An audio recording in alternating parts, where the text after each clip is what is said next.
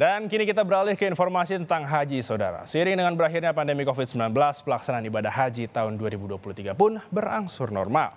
Namun, nominal biaya haji yang harus dibayarkan saat pelunasan rupanya menjadi kendala bagi sejumlah calon jemaah haji hingga berujung gagal berangkat. Seperti sepasang suami istri di Kabupaten Kuningan, Jawa Barat ini, saudara. Mereka merupakan contoh jemaah yang gagal berangkat lantaran tak mampu melunasi biaya haji di tahun ini karena waktu yang terlalu mepet dengan nominal yang besar. Pasangan yang bekerja sebagai pedagang sayur di Pasar Baru Kuningan tersebut merupakan calon jemaah haji cadangan.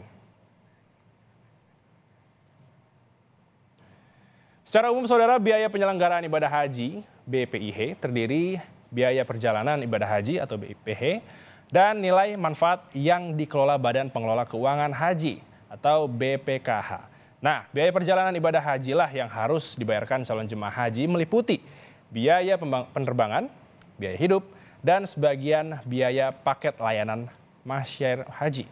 Untuk tahun ini, calon jemaah haji rata-rata harus membayar sekitar 49,8 juta rupiah. Lalu, apa yang menyebabkan kenaikan biaya haji dengan nominal yang cukup besar, saudara? Kondisi ini antara lain disebabkan melonjaknya biaya akomodasi, serta peningkatan harga bahan pokok dan belanja bahan konsumsi. Dan saudara, di tengah beberapa persoalan yang membayangi jemaah calon haji, ada kabar baik.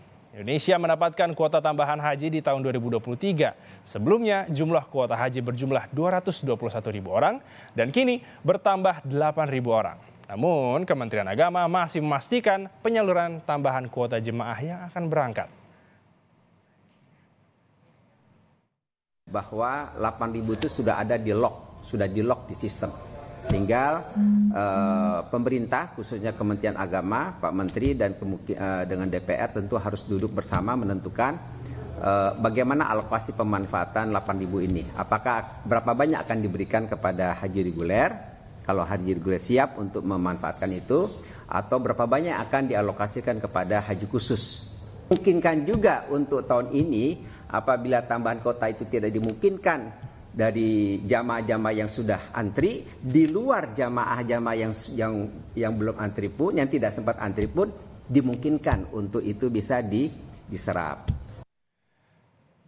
Sementara, saudara, jika bicara soal kuota, kalau kita lihat di tahun 2017 hingga 2018, Indonesia mendapatkan kuota 221.000 orang jemaah haji.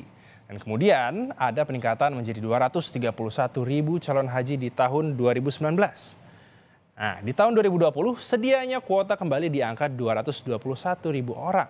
Namun tidak ada pemberangkatan di tahun tersebut karena pandemi COVID-19 dan berlanjut di tahun 2021.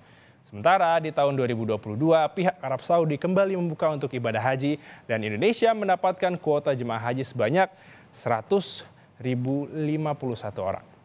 Hingga akhirnya di tahun ini kuota jemaah haji untuk Indonesia kembali normal, yakni di angka 221.000 orang, bahkan mendapat tambahan 8.000 orang.